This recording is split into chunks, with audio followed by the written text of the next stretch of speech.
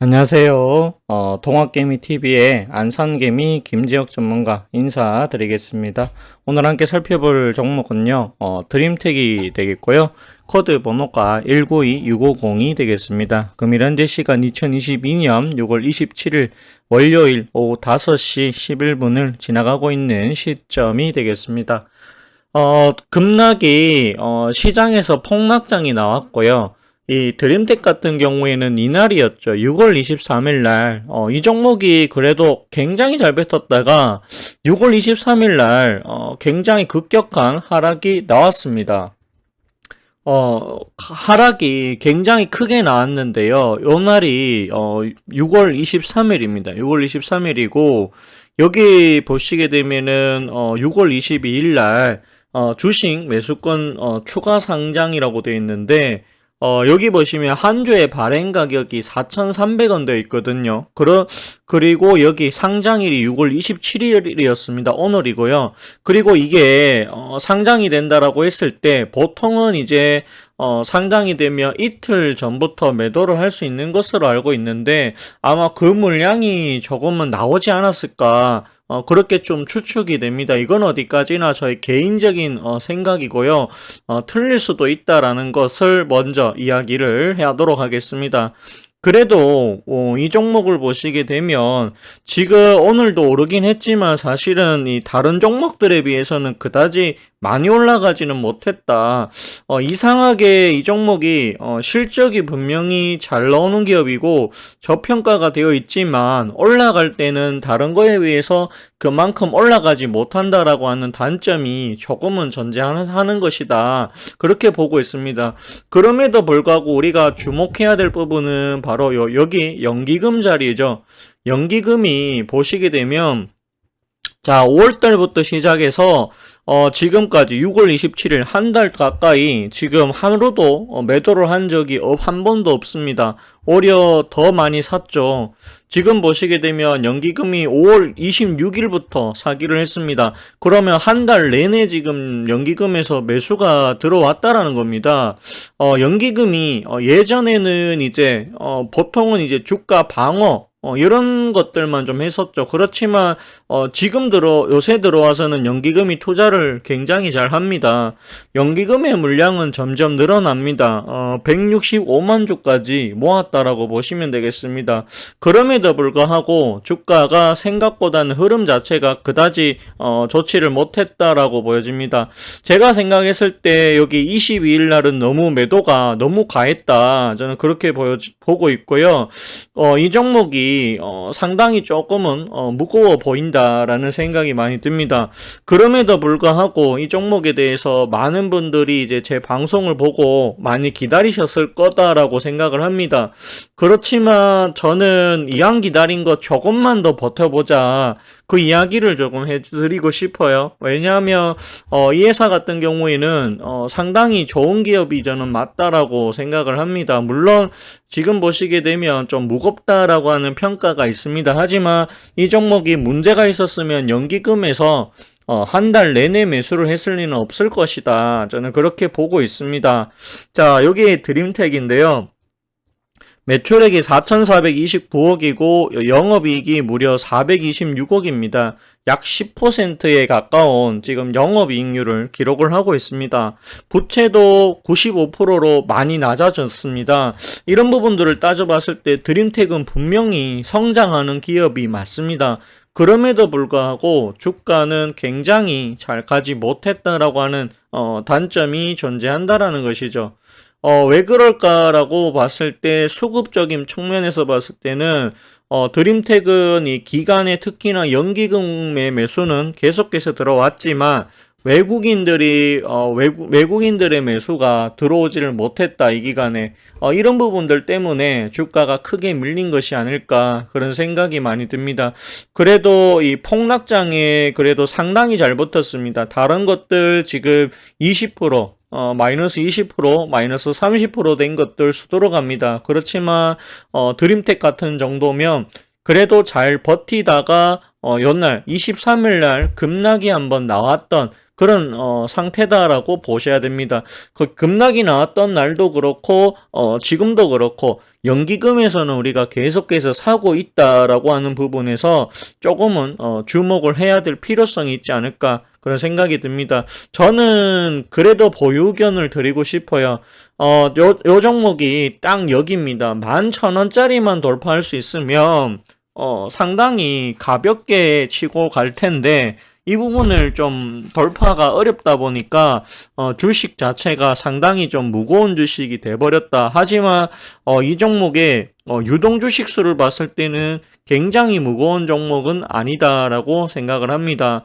2,500만 주기 때문에 굉장히 무거운 것은 아니다. 물론 시가총액이 6천억이면 결코 적지는 않죠. 그렇지만 시가총액 6천원 치고 한 분기에 400억 이상 벌어들이는 회사 잘 보기 어렵다라고 생각을 합니다. 조금은 힘드실 수 있지만 그래도 한번 이걸로 올해 승부를 한 번 더 봐보자 라는 이야기 드려보도록 하겠습니다. 자, 그리고요. 콘텐트리 중앙에 대한 이야기를 좀 안 할 수가 없는데요. 이 종목은 저는 확실히 좋아지고 있는 종목이 맞다라고 생각을 합니다. 그렇지만, 시장에서는 좀 매면을 받고 있다라고 보여집니다. 비록, 저는 그래도 이 종목을 갖고 계시다라고 하면, 이 종목도 좀 시장이 하락했을 때 너무 많이 떨어졌습니다. 수급이 지금은 조금은 꼬였다라고 보여집니다. 최근에 들어와서 이 금융투자, 투신, 연기금, 이 보험, 사모펀드 이런 데서 좀 매도가 나오고 있는 것으로 현재 그렇게 보여집니다. 그런데 분명한 것은 이 종목 자체는 계속해서 좋아지고 있는 종목이 맞다라는 겁니다. 주가가 조금은 매국되지 않았나 저는 그렇게 생각을 하고 있습니다. 여기 보시게 되면 콘텐트리 중앙에 대해서 범죄도시2 1000만 달성했다 이런 이야기가 나오고 있는데 투자 의견 매수와 목표 주가 81,000원 지금 이렇게 얘기를 합니다. 지금 8만원이면 2배가 넘어가는 수준이죠. 그렇게 좀 보시면 되겠습니다. 요 리포트 쓴 쪽에도 보면은, 보시면은 이 매출도 늘어났고, 영업이익도 지금 흑자 전환할 것이다. 그리고 방송 매출도 지금 늘어났다. 흑자 전환이 됐을 것이다. 라고 초장을 좀 하고 있다. 그렇게 보여지거든요. 그런 부분들을 좀 따져봤을 때, 이 콘텐트리 중앙이 시장에서 좀 매면을 받아서 그렇지, 기업에 문제가 있는 것은 아니다라고 보셔야 되지 않을까 그런 생각이 많이 듭니다. 안나라 여기 보시면 나라라고 하는 드라마도 굉장히 잘 된 것으로 제가 알고 있습니다. 그리고 현재 아직까지 나온지 뭔데 종이의 집이 이제 나왔습니다. 드디어 6월 24일 날 나왔습니다. 종이의 집 제가 봤을 때 넷플릭스에서 굉장히 핫할 수 있다라고 저는 봅니다. 그렇기 때문에 이 종이의 집이 잘 된다 또는 이 충분히 제2의 오징어 게임처럼 그런 인기를 좀 가지고 온다면 콘텐트리 중앙도 언제든지 급등은 가능하다. 저는 그렇게 보고 있습니다. 주가가 자꾸 빠지고 있는데 정말 말도 안 되게 빠지는 종목이다. 개인적으로는 이게 이렇게까지 빠져야 될 이유가 있을까라고 봤을 때 저는 없다라고 봅니다. 오늘은 시장 자체가 그다지 나쁘지 않았습니다. 나름 그래도 상승한 종목들이 굉장히 많았음에도 불구하고 콘텐트리 중앙은 가지를 못했다라고 보여집니다. 개인적으로는 조금은 시장에서 좀 매면을 받지 않았나 그런 생각이 듭니다. 그래도 이 종목은 갖고 있으면 굉장히 좋아질 기업은 확실하다라고 저는 그렇게 보고 있습니다. 자, 그리고 제가 말씀드렸던 IA에 대한 이야기를 좀 할까 합니다. 자, 이 종목에 대해서는 제가 나쁜 종목이 아니다라고 이야기해 드렸습니다. 제가 1,000원 아래에서 사면 괜찮을 것이다라고 했는데 시장이 급락이 나왔을 때 같이 좀 내려갔던 면이 존재를 합니다. 그래도 IA가 기업에 문제가 있는 기업은 아닐 것이다라고 저는 보고 있고요. 제가 요 부분에 대해 가지고는 이전 방송에서 감해도에 들어가 있다. 지금 요 RSI 지표가 요렇게 두 개를 지금 끊고 이제 감해도 구간에서 천천히 조금은 벗어나 보려고 하는 시도를 하고 있다라고 보여집니다. 주가도 이틀 연속 상승을 해주고 있습니다. 자, 외국인들이 3일 연속 매수가 들어왔죠. 그렇기 때문에 수급이 언제든지 개선이 좀 될 수 있다. IA 같은 경우에는 이 외국인의 수급이 굉장히 중요하다라고 보셔야 될 것 같아요. 자, IA가 되겠고요. 여기서 보시게 되면 이 회사는 동전주지만 그래도 계속해서 흑자를 해왔다라는 것이죠. 27억에 44억에 67억으로 늘어났다라는 겁니다. 그런 부분들을 좀 따져봤을 때 올해도 이 추세로만 간다면 올해도 괜찮아질 수 있다. 차량용 반도체 관련된 사업을 하고 있습니다. 그렇기 때문에 모멘텀이 충분히 있다라고 보셔야 될 것 같습니다. 자, 그리고요. 성창 오토텍에 대한 이야기를 좀 할까 합니다. 이 종목 거래량이 워낙 없어서 시장이 폭락할 때 너무 많이 떨어졌습니다. 그 이후에 지금 IA와 비슷한 차트를 그려가고 있다라고 보여집니다. 그렇지만 이 성창 오토텍 굉장히 문제가 있는 기업은 아닙니다. 시가총액이 500억이 채 안 됩니다. 그래도 이 종목 적자 기업이 아니다. 더군다나 올 1분기에는 26억이면 나쁘지 않다. 영업이익과 당기순이익이 나쁘지 않다. 이번에 1분기에 보시면 영업이익률이 6%입니다. 계속해서 보시면 0% 지금 3% 이렇게 하다가 이번에 영업이익이 6%까지 올라갔다라고 하는 것은 계속해서 이 회사가 이제는 좀 돈 되는 장사를 하려고 한다라고 또는 비용이 줄었다라고 보셔야 되는 것이 조금은 맞지 않을까. 그 생각이 조금 많이 듭니다. 성창 오토텍 저는 주가는 많이 빠졌지만 그래도 괜찮은 회사다라고 생각을 합니다. 물론 제가 한 10,000원 정도, 10,000원 이하라고 이야기해 드렸는데 그러고 나서 이게 지금 한 30% 이상 좀 빠진 것 같아요. 30% 빠졌으면 7,000원이죠. 좀 많이 빠졌습니다. 근데 이제 지금 이 폭락장에서 대부분의 종목들이 20에서 30 정도는 빠지지 않았나 그런 생각이 많이 듭니다.